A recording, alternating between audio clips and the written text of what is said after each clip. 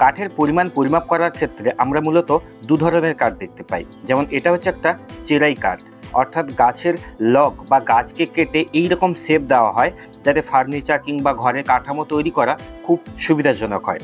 এই ধরনের চেরাই কাঠে দেখুন একটা নির্দিষ্ট দৈর্ঘ্য রয়েছে, প্রস্থ রয়েছে এবং একটা পুরুত্ব বা একটা উচ্চতা রয়েছে। ঠিক আছে, আরেক ধরনের কাঠ যেমনটা হচ্ছে একটা গাছ কিংবা গাছের লগ এইরকম গোলাকৃতি হয়।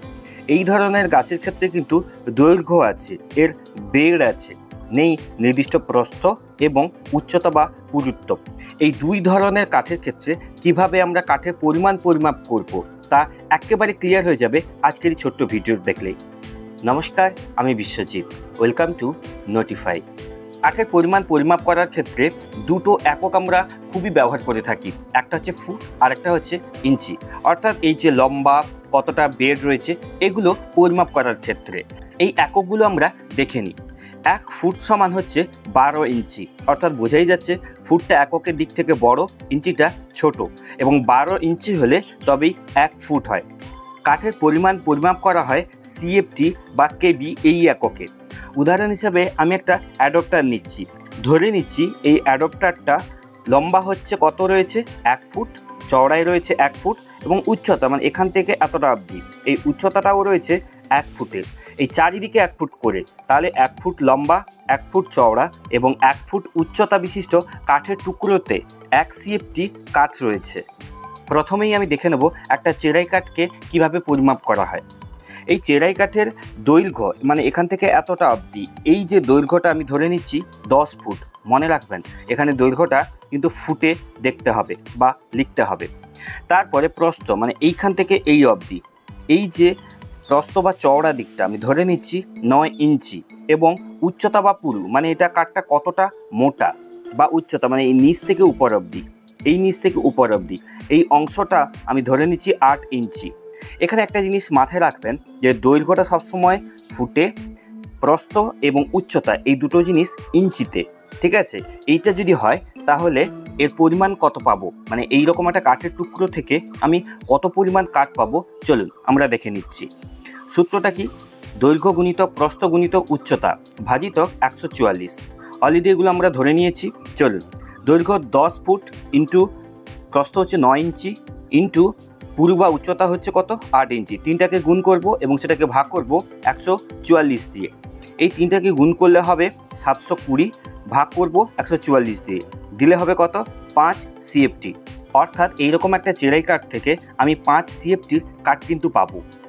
এবার আসি এই ধরনের কাঠের লককে আমরা কীভাবে পরিমাপ করব সেই ভিডিওতে।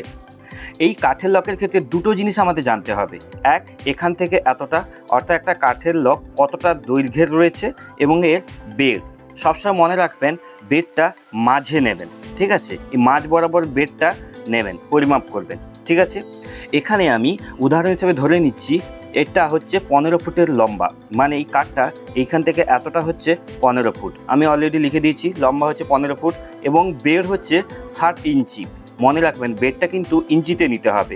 60 ইঞ্চি মানে এই জায়গাতে এক রাউন্ড যদি আমি এরকম ঘোরাই তাহলে এটা কত হবে 60 ইঞ্চির হবে। ঠিক আছে, মানে ফিতাটা এইরকম বসিয়ে এরকম ঘুরে নিলে কত হবে 60 ইঞ্চি। অর্থাৎ কি লম্বাটা হলো 15 ফুট এবং এই বেডটা হলো কত 60 ইঞ্চি। এই দুটো মাপ জানা থাকলেই কিভাবে দেখুন এইরকম একটা লক থেকে আমি কতটা কাঠ পাবো সেটা বের করতে পারি। এর ক্যালকুলেশানটা হবে ঠিক এই রকম। বেড়ের সঙ্গে বেড় গুণ করব, অর্থাৎ বেড়কে দুবার গুণ করব, তার সঙ্গে লম্বা গুণ করব মানে কতটা দৈর্ঘ্য রয়েছে কাঠটা সেটাকে ভাগ করব কত দিয়ে 2304 দিয়ে। অলরেডি আমরা কি ধরে নিয়েছি বেড়টা রয়েছে 60 ইঞ্চির এবং লম্বায় রয়েছে 15 ফুট। তাহলে দুবার বেড় গুণ করলে হবে 60 গুণিতক 60।